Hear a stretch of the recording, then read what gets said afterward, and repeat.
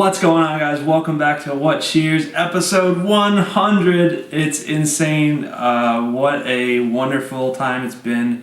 And as you already know, by looking and clicking on the review, you know what I'm going to be doing. It's hard to believe. For me even, I just can't comprehend this. This is the rarest thing I've ever opened up. This tasting is hopefully going to be mind-blowing and life-changing and all that good stuff. So these beers here are from Toppling Goliath. If you aren't aware of what the big deal is about these beers, right now they are the number 1 and 2 highest rated Imperial Stouts on Beer Advocate. Basically, they're 2 of the hardest beers to acquire. There was only 300 bottles made of each of them. It just took off from there when they released them. The ratings are through the roof, supposedly better than any other Imperial Stout out there. So on the right here, on my right, they have the Mornin Delight, which is it's a coffee stout brewed with maple syrup. This one comes in at 12%, and it just says stout beer with coffee. But I know they brew it with maple syrup as well, local maple syrup. And this one is 12%. And this one is actually, it says bottle number 318 of 300. So I guess they had a little extra in the barrel when they bottled this. And then the even more sought after beer from them is the barrel aged version of the Mornin Delight, called the Kentucky Brunch brand stout. And this one is again 12%.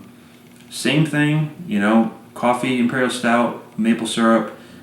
Except this one is aged in whiskey barrels. I do not know how long it was aged in whiskey barrels for, possibly a year. I couldn't really find that information, but this is bottle number 87 of 300. So, yes, both of these, that says do not cellar on them. So they really want you to enjoy it as fresh as you can, the way that the brewer intended. I'm going to get both these into a glass, and I am expecting big things from this. I'm really excited. Obviously, if you guys saw, I did the Goose Island Rare Bourbon County Stout, number 99. You can check that out. And I figured if I'm going to do this review, I wanted to have both the barrel age on the barrel age one. So now we have the full tasting. It is most important to, I thank Wade for these amazing bottles of beer.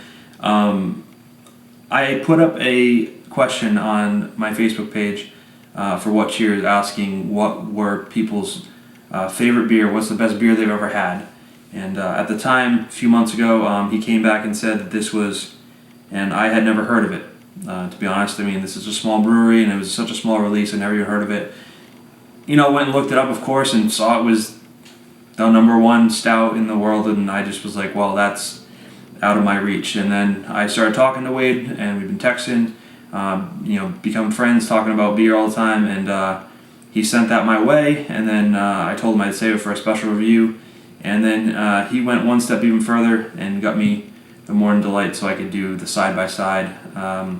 So without you, Wade, thank you, man, I appreciate it. You are an awesome dude, and the way he said it to me is that he just likes to help people out, and he likes to share his beer. So doesn't get any more genuine and real than that. And that's a true beer advocate. So I want to say thanks to him for making this happen. There's no way in hell that anything in my cellar is worth what these bottles are trading for. So they obviously put a lot of time and care into what they look like. In fact, I'll do a close-up while I'm talking about this, but they're a tiny brewery, but they just knew that they were doing something special, and they really put a lot of care and love into it. You just don't see bottles with labels like this, and the whole, obviously these are hand bottled, hand waxed, hand label, just a beautiful thing. And even the Mornin Delight has a signature of the brewer, I guess, on it. They just went crazy for this release, and that's really a nice touch to the beers themselves. One last thing is that this one was released in June 1st of 2013, and this one was released sometime in April. So They do have quite a few months on them, but they've been stored in the proper condition, so I'm expecting that really not going to have lost much of anything as far as the freshness is concerned, but that's pretty much it. I'm so excited and nervous, so let's get into the Toppling Goliath, Mornin Delight, and Kentucky Brunch. Alright guys, so we got the Mornin Delight and Kentucky Brunch poured here, and well, what do you expect? They're both pitch black. Yep. Both have a lot of alcohol legs going on, kind of just staining the glass with brown. I mean, it's ridiculous. Awesome lacing going on.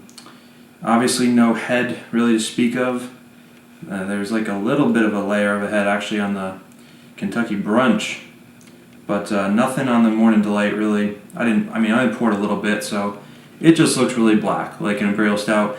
But what's going on here is tons of aroma already pouring out of this glass into my nose. So let's go ahead and start with the aroma on the Mornin Delight. Wow, that is so stupid. Oh my god. Oh my goodness, that is insane. It smells like you walked into like the best coffee shop you've ever been in, and just like fresh espresso. It doesn't even smell like beer whatsoever, and this is 12%. It just smells like the best coffee you ever had. Honestly, it more than that. I mean, it's dark chocolate. There's some sweetness. It just is. It's pretty undescribable how much this smells like espresso, chocolate. So fresh, so real. It smells like maple. Never smelled anything like that in my life yet. That's truly above and beyond any beer, a coffee beer anyways. And the temperature on these right now as I'm getting into it is perfect. Just a slight chill, so I should be getting everything out of them right off the bat. Okay, let's get an aroma on the Kentucky Brunch. Oh man. Oh, I want to live in this glass. Oh, that's really nice. It definitely is that beer. And then it's definitely that beer with some whiskey barrel aging on it. I mean, somewhat straightforward in that sense that you know what it's going to smell like after smelling that. Unbelievable whiskey notes. You know, you get that toffee caramel kind of note to it. You get that coconut. You get that little bit of burn. Dark chocolate, you know, oak, wood, tons of coffee. It's pretty mouth-watering. Maple syrup. It smells like what most people said in the reviews. It smells like a breakfast plate, pancakes, maple syrup, chocolate chip pancakes, something like that. So let's go ahead, guys. Without further ado, let's get a taste. Review 100. Fuck yeah. Let's do it. Mornin Delight. Cheers.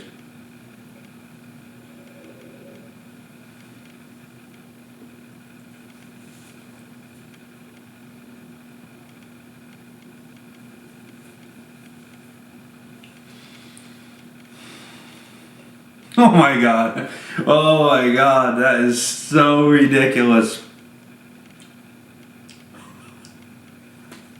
I'm not sure I'm supposed to do this review right now. This is out of control. That did not just happen. That is not right. That should not be in a beer. Oh my god, the flavor just keeps on going. Oh, holy shit, I'm like geeking out right now.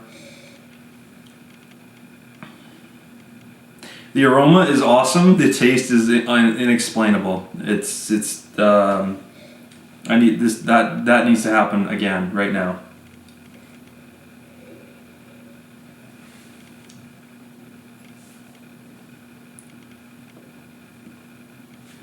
Holy shit. right away, you just know it's better than better than the smell. I'm sorry. It's initially maple syrup, dark chocolate, and in the middle of the mouth is coffee. Tons of coffee. Nice viscous, like slick mouthfeel. So smooth, so creamy. Carbonation is like spot on. Just a touch of that. The finish is where it gets crazy. The amount of chocolate roast and coffee bitterness in the finish is unbelievable, and there's like a maple sweetness throughout that just cuts through that bitterness. 12%, you get like this tiny little bit of warming going down. You do not taste the alcohol whatsoever. It's so hard to describe what I just tasted. I'm like, what the hell is that? I don't even know. So that's just the best I can do for now. Yeah, let's go ahead and see what this one's all about. I can't even imagine at this point what this is going to taste like. Cheers.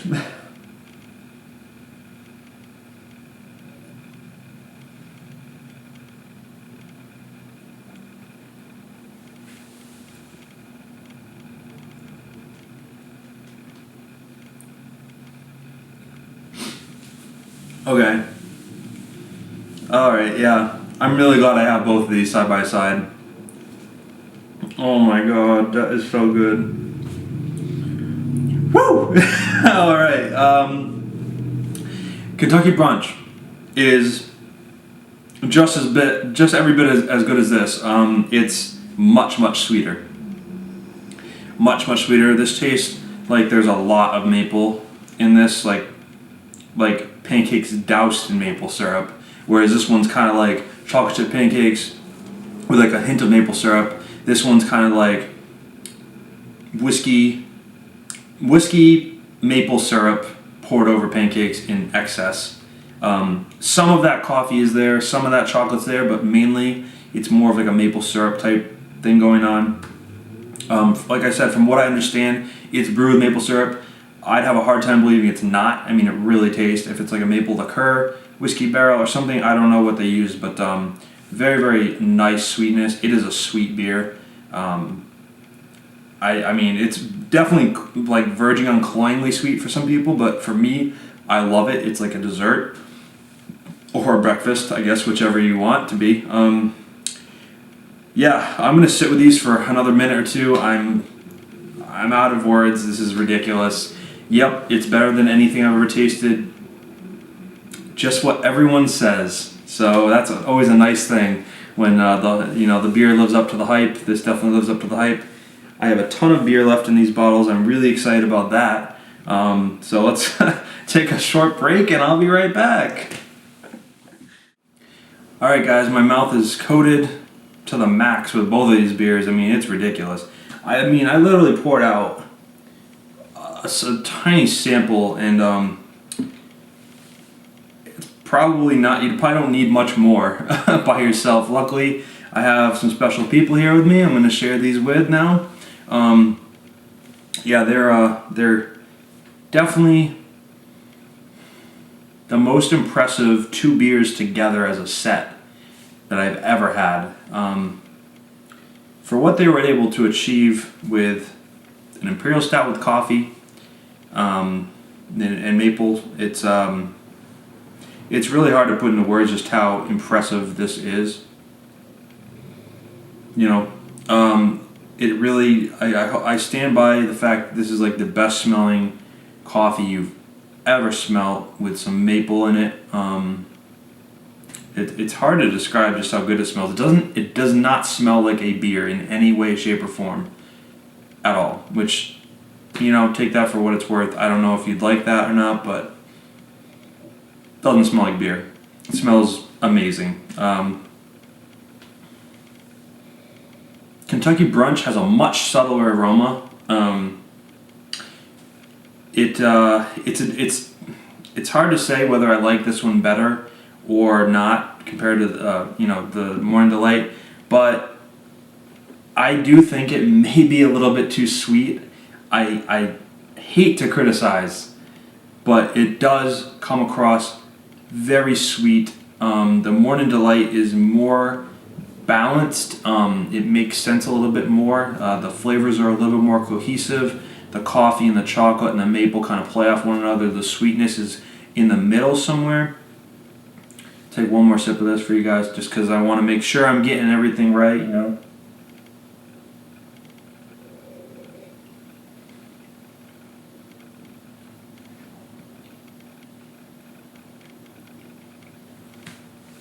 Yeah, I do like sweet beers. It's a little bit too sweet for me. It's a little more one-noted because the coffee kind of tastes a little older. You know, obviously it's aged, but in this the coffee's so bright and fresh and just like I said, there's more chocolate, there's more coffee. The flavors kind of play off each other really, really well.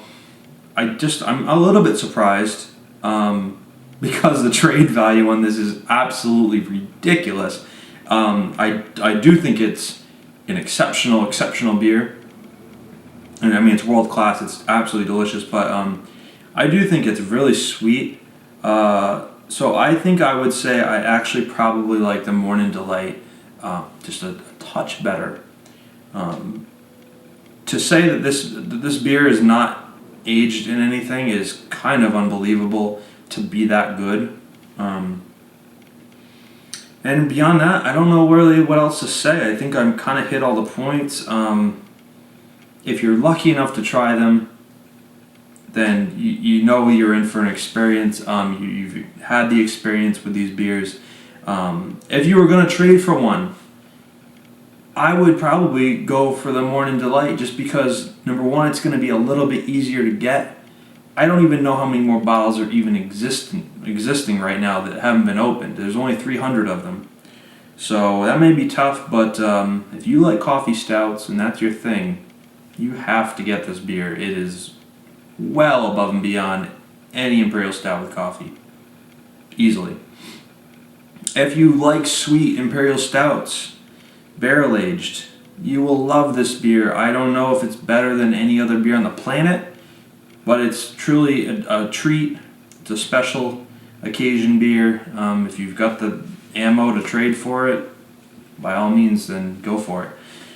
I think I'm going to give them both 100, because even though I'm nitpicking on the Kentucky Brunch, it's still better than basically almost any beer I've ever had. So I think it deserves it. And this is a very, very strong 100. This is without question one of the best beers I've ever had. Both of these beers are, I mean, I didn't even get into the mouthfeel really too much, but they coat your mouth. I mean, it's big, it's sticky, they're both fairly sweet, and they really coat your mouth. I mean, you take one sip, and this is a kind of beer where you can sip it over the course of the whole evening and really get an experience out of it.